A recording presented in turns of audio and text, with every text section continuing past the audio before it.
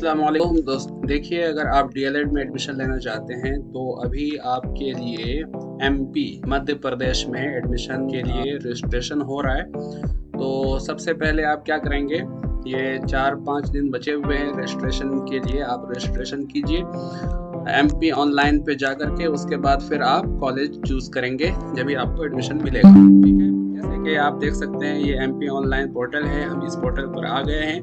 Counselling के section में counselling गतिविधियां हैं ये वाला। उसके बाद हम क्लिक करेंगे इस वाले पर, फास्ट पेज पर। इसको हम पहले फिल करेंगे। उसके बाद देखिए यहाँ पर क्या आवश्यक दिशा निर्देश है, ये आप लोग पढ़ लीजिएगा ध्यान से।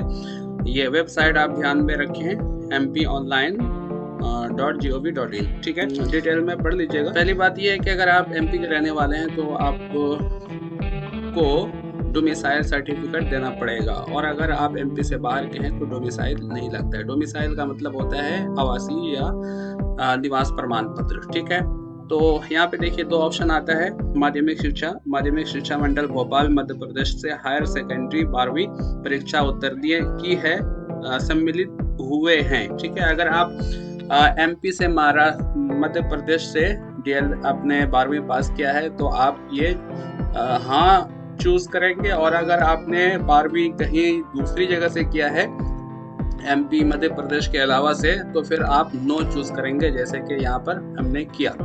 तो जब नो करेंगे, जैसा कि मैं बिहार का रहने वाला हूँ तो हमने बिहार से 12वीं किया है, तो इसको हम नो सेलेक्ट करने के बाद अगला पेज हमारे पास खुल करके आ जाता है। तो अगला पेज हम फिल करेंगे, डिटेल भरने के बाद हम रजिस्टर हो जाएंगे। ठीक है, सबसे पहले हम अपना नाम डालते हैं।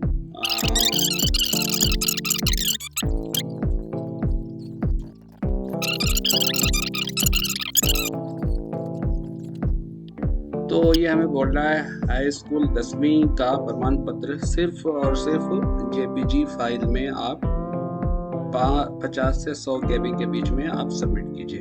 ठीक है, तो इसका हम साइज हम कम कर लेंगे पहले।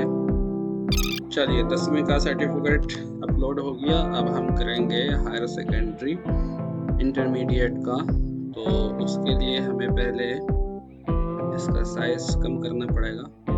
अब इसी ज़िम्न में हम सीख लेते हैं कि इसका हम साइज कैसे कम करेंगे। पहले हमारे पास पीडीएफ है, तो चूंकि पीडीएफ फॉर्म में इसको सबमिट नहीं करना है, जेपीजी फाइल में ही ये एक्सेप्ट कर रहे हैं, तो इसको हम पीडीएफ से जेपीजी में कन्वर्ट करेंगे। तो गूगल पे हम पहले निकालेंगे JPG convert into PDF converter into JPG.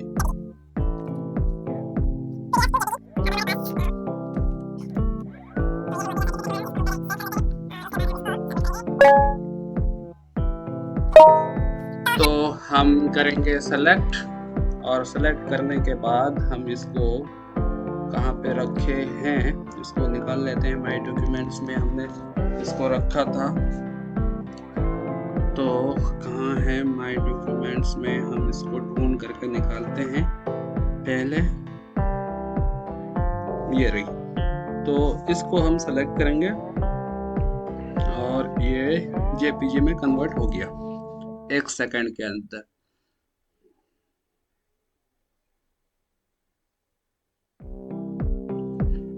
अब चूंकि ये 2 MB में है, जेपीजी जो फाइल हमने कन्वर्ट किया है ये 2 MB में है, और हमें चाहिए सिर्फ 50 से 200 KB के अंदर जेपीजी फाइल सबमिट करने के लिए, अपलोड करने के लिए। तो हमें क्या करेंगे, दोबारा हमें गूगल पे जा करके टूल से निकालना पड़ेगा रिड्यूस जेपीजी फाइल करके।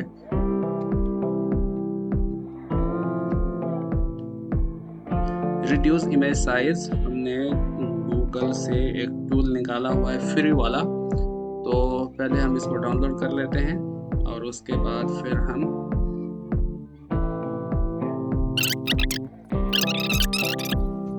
अच्छा जी, तो उसके बाद हम इसको डाउनलोड कर लेंगे।